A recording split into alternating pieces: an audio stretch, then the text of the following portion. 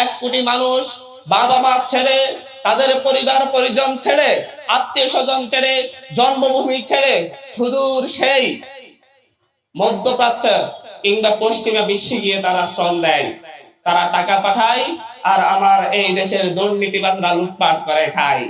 এবং সেই দুর্নীতিবাজরাই আবার সংসদে গিয়ে সেই বড় বড় কথা বলে। 11,000 কোটি টাকা, যারা 11,000 কোটি টাকা জনগণের টাকা মেরে দিয়েছে, তারা সংসদে এসে যখন বড় বড় কথা বলে তখন আমাদের লজ্জা লাগে। আমরা দেখছি শ্রমিক প্রতিনিধি নেই, সেই কথা আসে, কিন্তু আমাদের বাংলাদেশের অর্থনীতিকে টিকিয়ে রাখার জন্য আমরা একজন অর্থনীতিবিদ চেয়েছিলাম যে বাংলাদেশ ব্যাংকের গভর্নর হবে, কিন্তু দেখলাম এক গার্মেন্টস ব্যবসায়ীকে নিয়ে এসেছে বাংলাদেশ ব্যাংকের গভর্নর করার জন্য। আমি আপনি সকলেই জানি বাংলাদেশের সবচাইতে বেশি অর্থ পাচার হয় গার্মেন্টস পণ্য আমদানি রপ্তানির মাধ্যমে, গার্মেন্টস ব্যবসায়ীদের মাধ্যমে। সেই অর্থ পাচারের এক প্রতিনিধিকে এনে আমাদের দেশের বাংলাদেশের গভর্নর বানিয়ে দেওয়া হয়েছে। আমাদের এই দেশে প্রায় 25 লক্ষ রিক্সা শ্রমিক রয়েছে। বাংলাদেশে যদি রাস্তায় যানজট হয় তাহলে যানজটের কারণ কি? রিক্সাওয়ালারা। বাংলাদেশে যদি কোনো অ্যাক্সিডেন্ট হয় এটার কারণ কি? রিক্সাওয়ালারা। বাংলাদেশে যদি কোনো ধরনের কোনো সমস্যাই তৈরি হয় সাথে সাথে রিক্সাওয়ালাদের উপর দমন নিপীড়ন শুরু হয়ে যায়। আরে ভাই, রিক্সাওয়ালাদের উপর এত ক্ষোভ কেন? কিন্তু যখন তেল শেষ হয়ে গেছে বলতেছে রিক্সা না থাকলে তো চলার সহযোগী পাইতাম না। আজকাল তাদের ব্যবস্থা কি রয়েছে? তাদেরকে তাহলে গাড়ি কিনে দেন। এই 25 লক্ষ রিক্সা শ্রমিকের সাথে আমাদের প্রায় বাংলাদেশের 1 কোটি মানুষের খাবার, বস্ত্র, অন্ন, বস্ত্র, বাসস্থানের ব্যবস্থা হয় তাদের আয়ের মাধ্যমে, তাদের শ্রমের মাধ্যমে। বাংলাদেশের প্রায় 40 লক্ষ হকার রয়েছে।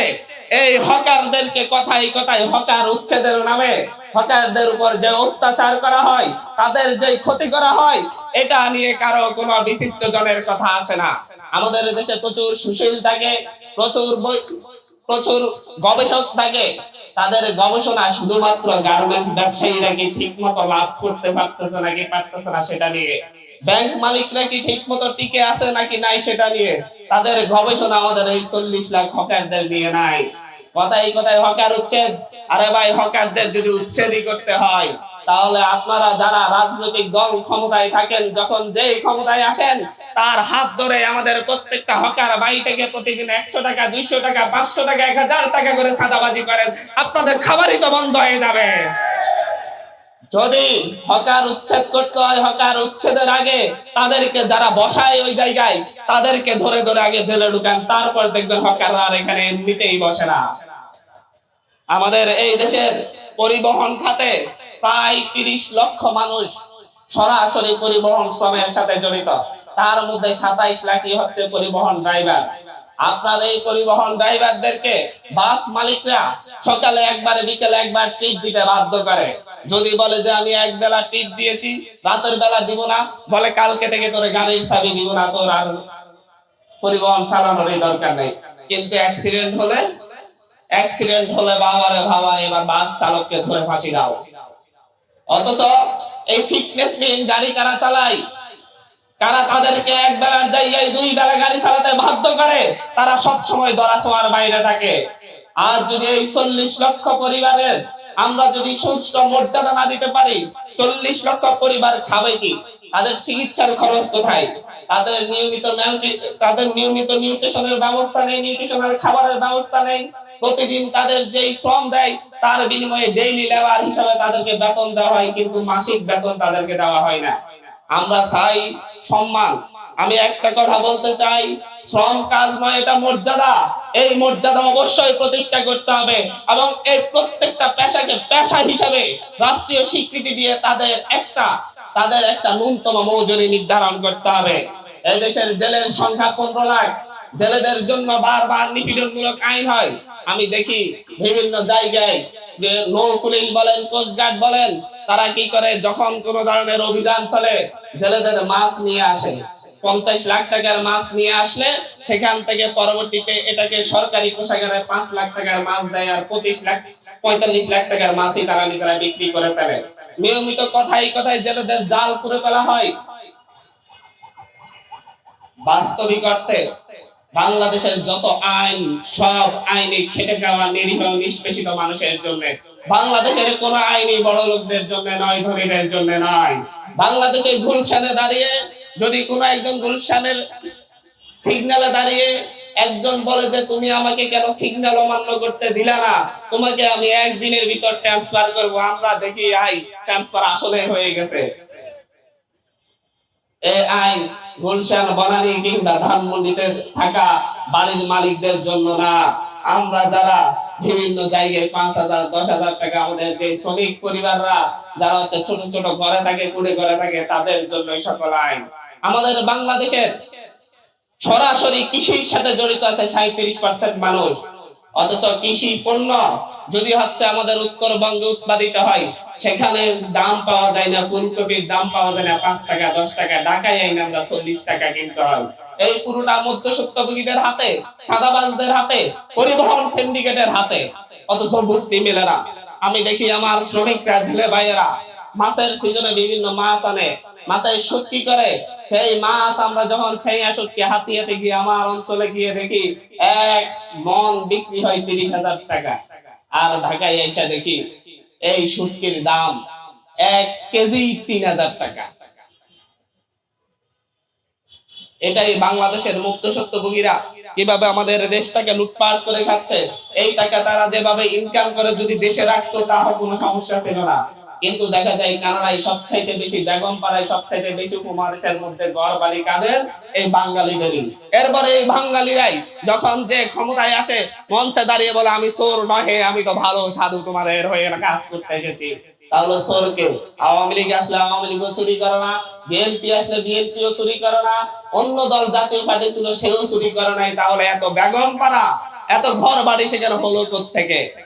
আজকে আমাদেরকে, আমরা যখন এই সিস্টেম পরিবর্তন করে নতুন ভাবে এই দেশের শ্রমিকদের অধিকার ফিরিয়ে দেওয়ার কথা বলেছি, ছাত্রদের অধিকার ফিরিয়ে দেওয়ার কথা বলেছি, কৃষকদের অধিকার ফিরিয়ে দেওয়ার কথা বলেছি, জেলেদের অধিকার ফিরিয়ে দেওয়ার কথা বলেছি।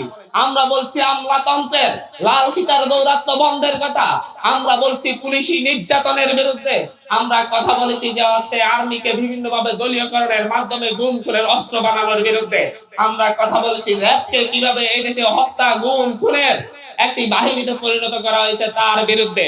আমরা যখন এসবের পরিবর্তনের কথা বলি, নতুন নতুন আমরা যখন বিচার স্বাধীনতার কথা বলি, যেখানে আমাদের শ্রমিকরা, সাধারণ মানুষ যেভাবে ন্যায় বিচার পাবে, সেভাবে হচ্ছে একজন রাজনীতিবিদ, একজন মন্ত্রীও সেই ধরনের ন্যায় বিচার পাবে। এসব কথা বললে আমাদেরকে বলে যে আইন তোমরা চাচ্ছ সেটা প্রযোজ্য নহে, আমরা আরো ভালো আইন করে দিব তোমাদের জন্য। কিন্তু ভালো আইনের স্বপ্ন আমাদেরকে 1971 সালের পর থেকে দেখাতে দেখাতে 54 বছর পার করে ফেলেছে। আজও আমাদের কোন একটা ভালো আইন উপহার দিতে পারে নাই, যেটার উপর নির্ভর করে এই রাষ্ট্রের গণভিত্তি তৈরি হবে, শ্রমিকদের অধিকার প্রতিষ্ঠিত হবে, ছাত্রদের অধিকার প্রতিষ্ঠিত হবে, জনতা সম্মান পাবে, মর্যাদা পাবে। বারবার আমাদেরকে প্রতারিত করা হয়, আমাদেরকে প্রবঞ্চিত করা হয়, আমাদেরকে বারবার নিষ্পেষিত করা হয়।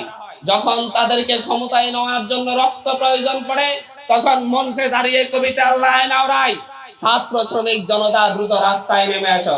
আমরা দেখেছি 2023 সালে 22 সালে বড় বড় মঞ্চে কিভাবে আমাদের শ্রমিকদেরকে, আমাদের ছাত্রদেরকে বারবার আহ্বান করা হয়েছে, তোমরা রাস্তায় নেমে আসো, তোমাদেরকে ছাড়া আমরা পরিবর্তন করতে পারবো না। আপনাদের মনে আছে? কিন্তু তাদের ক্ষমতায় যাওয়ার বাহন হিসেবে আমাদের ছাত্রদেরকে লাগে, তাদের ক্ষমতায় যাওয়ার অস্ত্র হিসেবে আমাদের শ্রমিকদেরকে লাগে, তাদের ভোট চুরির ধান্দা পূরণ করার জন্য আমাদেরকে লাগে, তাদেরকে গণতন্ত্র প্রতিষ্ঠার জন্য আমাদের ছাত্র জনতাকে, কৃষকদেরকে, শ্রমিকদেরকে, সকলকে লাগে। কিন্তু ক্ষমতায় যাওয়ার পর নির্দ্বিধায় তাদের এসালনকে লাগে, তখন আর শ্রমিকদের প্রয়োজন পড়ে না। আমি আমার কথা বাড়াবো না, অনেক কথাই বলেছি। আমি বলি এই সভ্যতাকে যদি বাঁচাতে হয়, এই দেশকে যদি বাঁচাতে হয়, আমার এই দেশের সরাসরি কায়িক শ্রমের সাথে জড়িত 65 থেকে 70% মানুষকে মর্যাদা দিতে হবে। আমি মর্যাদার কথা বলছি। আমি মর্যাদার কথা বলছি, আমি বলছি না 30,000 টাকা বেতন দিতে হবে, আমি বলছি না 50,000 টাকা ঋণ দিতে হবে, আমি বলছি মর্যাদা দিতে হবে। মর্যাদার দিক থেকে আমাদের শ্রমিকরা যেই রকম শ্রম দিবে সেভাবে মর্যাদা অনুযায়ী তাদেরকে সেইভাবে তাদের পারিশ্রমিক দিতে হবে। আমরা তাদের কাছে 30,000 টাকা ভিক্ষা চাই না, আমরা তাদের কাছে 50,000 টাকা ভিক্ষা চাই না। আমরা বলি 8 ঘন্টা পরিশ্রম দিয়ে আপনি কিরকম বেতন পান আর আমরা কিরকম, আমাদের শ্রমিকরা কিরকম বেতন পাই সেটা আগে নির্ধারণ করেন। আমরা দেখেছি বাংলাদেশের চা শ্রমিকদের বেহাল অবস্থা। বাংলাদেশে আমরা জানি যে দাস প্রথা উঠে গিয়েছে। আজকে আরেকটু কাহিনী বলে যাই আপনাদেরকে। দাস প্রথা বাংলাদেশে উঠে যায় নাই, এই উপমহাদেশে দাস প্রথা এখনো ব্যাপক হারে রয়েছে। এই দাস প্রথার কিছু পরিবর্তন হয়েছে, সিস্টেমের পরিবর্তন। আপনারা সকলেই জানেন বাংলাদেশে বিক্রিল ব্যবসা একটি লাভজনক ব্যবসা।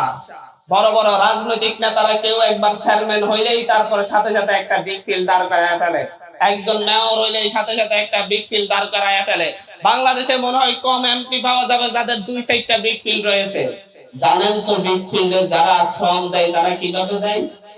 1 বছর আগে 6 মাস শ্রম দেওয়ার জন্য তাদের হাতে 50,000 1 লাখ টাকা তুলে দেওয়া হয় এবং এই 6 মাসের জন্য তাদেরকে কিনে নেওয়া হয়। এই 6 মাসের একদিন যদি তারা অসুস্থ থাকার কারণে, জ্বরের কারণে কিংবা অন্য কোনো রোগের কারণে একদিন যদি অনুপস্থিত থাকে তার উপর নির্যাতন চালানো হয়। এইরকম অহরহ ঘটনা রয়েছে। আপনারা এই বিগ ফিল্ড গুলা কয়লার মাঝে অনেক অনেক শ্রমিকের দেহের ধ্বংসাবশেষ পাবেন, এটা চরম বাস্তবতা। আমাদের বাংলাদেশে কিসের দাস প্রথা চলে গিয়েছে? দাস প্রথা যদি দেখতে চান উত্তরবঙ্গের সেই চা বাগান গুলাতে যান। শ্রমিকদেরকে জিম্মি করে তাদের কোনো পড়াশোনার ব্যবস্থা রাখা হয় না, তাদের খাবারের ব্যবস্থা রাখা হয় না। খাইতে হইলে আমার এখানে কাজ করে খাইতে হবে, থাকতে হলে আমার বাগানে কাজ করতে হবে, এটাই নিয়ম, এটাই নীতি। এবং এই দাসদেরকে ব্যবহার করে যুগের পর যুগ, প্রজন্ম থেকে প্রজন্মে মাত্র 130 টাকা ডেইলি 12 ঘন্টা করে তাদেরকে খাটানো হয় মাত্র 130 টাকার বিনিময়ে। এটাই বাংলাদেশ।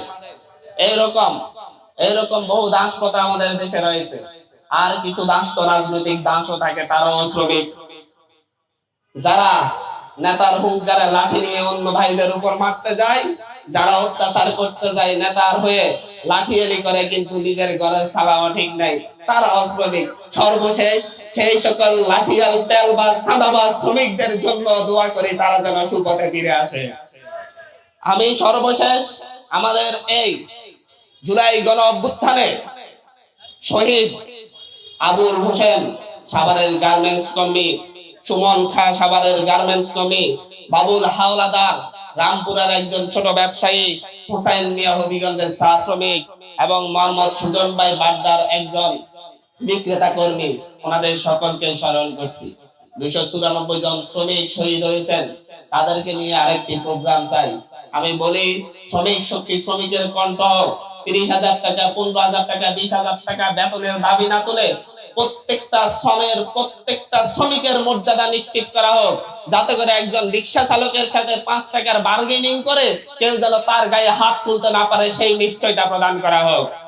যাতে করে একজন জেল নদী থেকে মাছ ধরে আনলে তার মাছ জোর করে কোন রাজনীতিবিদ কিংবা কোন মাফিয়া জোর করে নিয়ে যেতে না পারে কম দাম দিয়ে, সেই মর্যাদা তার নিশ্চিত করা হোক। এই নিশ্চয়তা দিতে পারলেই আমরা বাঙালিরা মানুষ হব। সর্বশেষ আমরা সবাই যেন দেশের তরে দেশের হয়ে কাজ করতে পারি, সেই শুভকামনা রেখে, সেই দোয়া রেখে আমি শেষ করছি। শ্রমিকরা মজদুর নহে, শ্রমিকরা আমাদের শক্তি, শ্রমিকরা আমাদের মর্যাদা উঁচু করে দাঁড়ায়। আমরা যখন যদি একটু উঁচুতে দাঁড়াতে হয় তখন আমাদের শ্রমিকদেরই লাগে আমাদের উঁচুতে দাঁড়িয়ে বক্তব্য দেওয়ার জন্য মঞ্চটাও শ্রমিকরাই তৈরি করে দেয়। সেই জায়গা থেকে মহান মে দিবসে শ্রমিকদেরকে স্যালুট জানাচ্ছি, স্যালুট নিবেন আমাদের। ধন্যবাদ। আসসালামু আলাইকুম ওয়া রাহমাতুল্লাহ।